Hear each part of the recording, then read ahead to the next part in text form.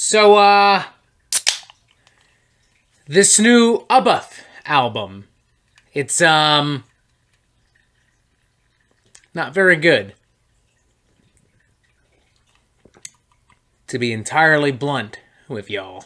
Reaver is the latest studio album from Abbath, who over the course of the past 3 decades, both as a solo artist and as a former singer and guitarist for Norwegian second-wave black metal pioneers Immortal, has been a poster boy for the entire black metal genre. Unlike your typical black metal musician, performer, frontman, artist, Abbath is very self-aware. I think he understands that black metal is inherently a somewhat ridiculous genre with all of the imagery and the controversy, the face paint, the costumes, the lyrics. And I also think he understands that, you know, when people go to see Abbath live, when people go to see Immortal live, when they go to see any band live, they want a show. And as such, he's not afraid to crack jokes. He's not afraid to do some silly shit on stage, to dance, to do some weirder tours that maybe your average black metal band wouldn't be a part of. Even when the music hasn't necessarily been up to par, like with his previous studio album, Outstriders, which I thought was just kind of okay, average at best, kind of classic trad black metal. I've still done whatever I could do to support Abbath. I still streamed that album. I still recommended it to people that I thought would genuinely enjoy it, because I think, you know, warts and all, black metal and extreme metal as a whole really needs somebody like Abbath. You know, somebody to cut the thick fog of cliches and bravado that consistently surrounds black metal. Somebody to look at black metal and say, this is fucking stupid, but at the same time embrace it and acknowledge the best parts of it and turn it into something healthy and fun. And for all of these reasons, I can't help but feel somewhat disappointed in Reaver, because it's just not a very good album. I mean, even by the standards of black metal, this is a noisy, messy, sloppy, overly chaotic kind of mess with horrible production, generic songwriting, and a sincere lack of the charm that Abbath has consistently shown in his solo outings. And what's especially disappointing is that Abbath himself is entirely to blame for the execution of this record. On top of the fact that this is, you know, his band, it's fucking named after him, he's also the sole producer on this record, and the only one really featured in any of the promo materials that I have received. Whereas the self-titled Abbath record, somewhat ironically, felt like a genuine partnership and collaboration between King of Hell, Creator, and Abbath, Reaver feels more like the product of a dictatorship. Abbath wants to make it so clear that he is the star of the show that he, as a producer, goes out of his way to completely drown out nearly everything else on this record. There's very little on this record aside from Abbath's contributions that is audible or comprehensible. Bass and rhythm guitar are buried under compressed, noisy lead guitar riffs and towering percussion, the latter of which is itself so aggressive and so overwhelming that it's just kind of annoying. It's just kind of this wild, nonsensical whirlwind of frantic ringing cymbals and overwhelming blast beats. It's way too much. And the bass pedal especially has this weird, meaty, fleshy kind of sound and texture to it. I don't know how to describe it. It sounds like somebody aggressively jerking off behind the scenes. It sounds like somebody just repetitively backhand smacking a piece of raw meat.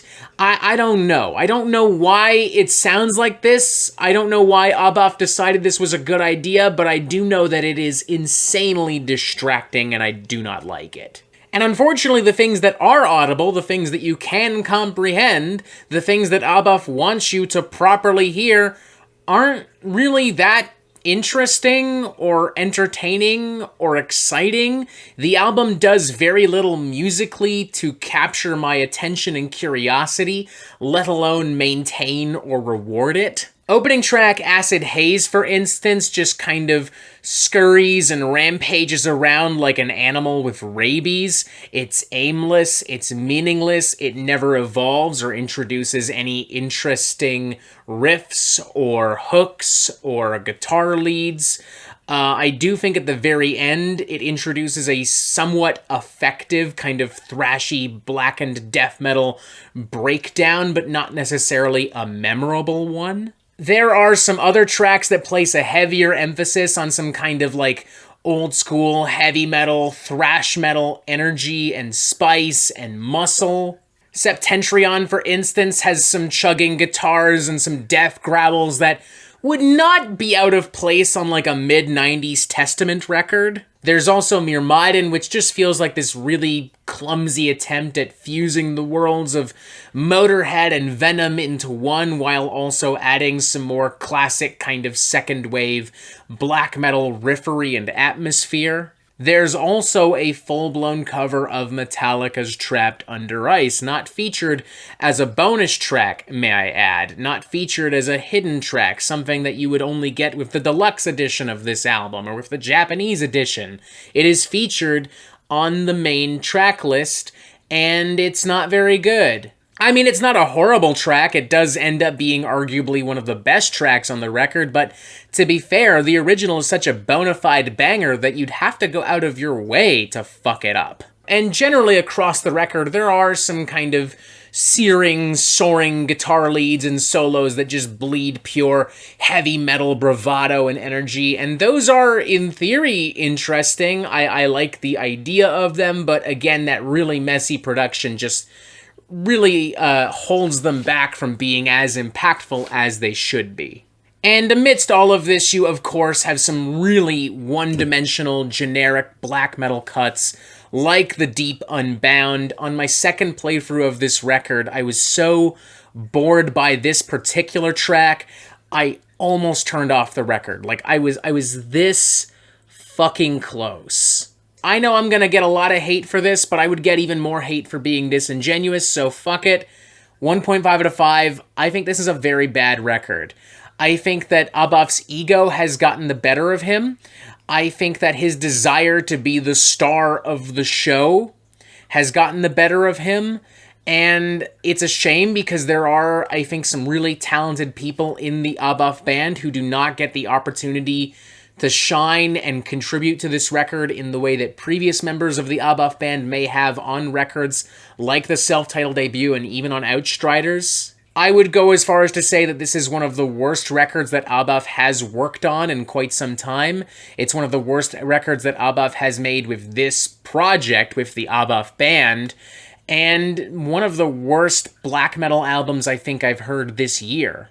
If you're one of those people who lost their fucking minds when I gave the New Dark Funeral album a 2 out of 5 last week, then you're probably going to love this album and be really frustrated with everything I've said in this video. And if that's the case, so be it. If you love this album, more power to you. Please continue to love this album. Agree to disagree, no harm in that. And please feel free to voice your frustration in the comments as violently or as inappropriately as you see fit. Y'all love to do that shit. Who am I to stop you? But understand that I'm not going to cut this album slack. I'm not going to cut Abbath slack just because he's a black metal legend. That's just not going to happen. Being a fan of a band, respecting an artist, means acknowledging when their music is not up to par. And I'm sorry, but Dread Reaver just is not up to goddamn par.